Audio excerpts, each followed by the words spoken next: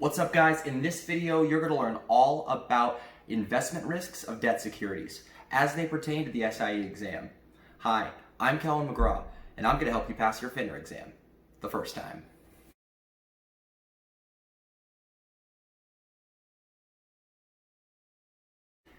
Debt securities differ from equity securities in that you don't actually own any part of the company or any shares of it.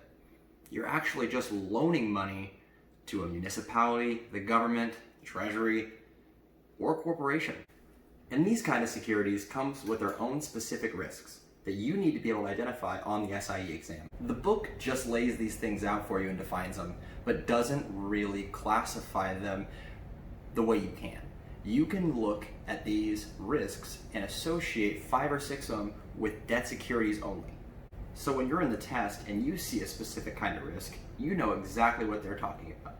The first kind of risk is credit or default risk. Are they going to pay you? The next risk is interest rate risk.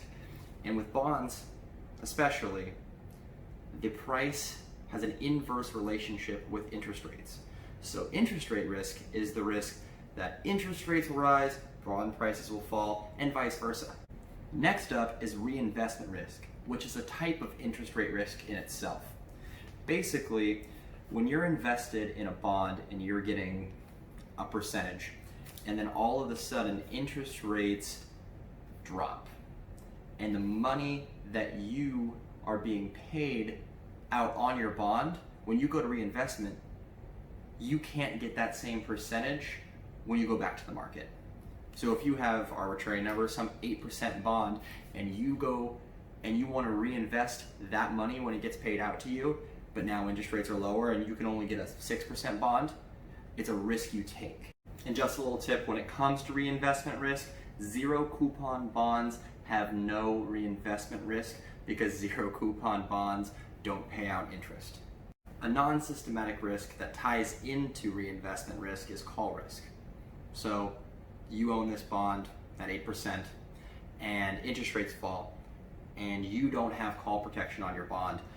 That corporate entity can call your bond after a certain amount of time so it can get the lower interest rate of the market and have to pay out less interest for the same amount of money. You, on the other hand, are stuck with money and have to reinvest it and are going to be getting less now. One real crossover when it comes to risk with equity and debt securities, and that's inflation risk, right? You're being paid out 8% every year, and inflation, 1 to 2%, whatever it is a year, that money that you're getting paid out is worth less each year. The percentage being paid out does not adjust for inflation, so you're subject to that risk. Major risk for munis is a change in the tax code, legislative risk.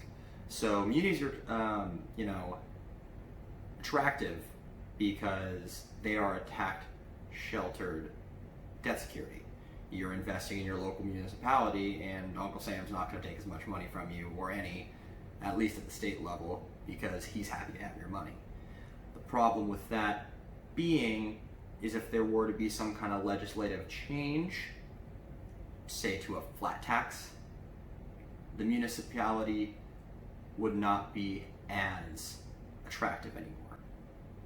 So with munis, you take on that legislative risk. Guys, for the exam, I know this doesn't really actually make sense in real life necessarily, but you got to learn to think in terms of the SIE. For the SIE exam, every single risk that I just listed only is for debt securities, with the exception of inflation. If you hear any one of those risks, it's a debt security, period. That is going to help you so much on the exam. When it comes to preferred stock, we are going to treat that just like a debt security. Preferred stock equals debt security when it comes to risk on the exam.